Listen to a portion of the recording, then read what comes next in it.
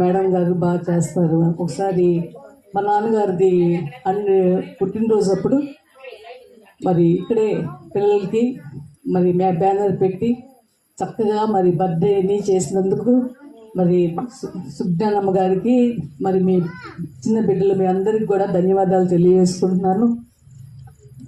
ఇంకా మరి ఈ సమయంలో నాదొక చిన్న సాక్ష్యం మీతో పంచుకోవాలని కోరుకుంటున్నాను.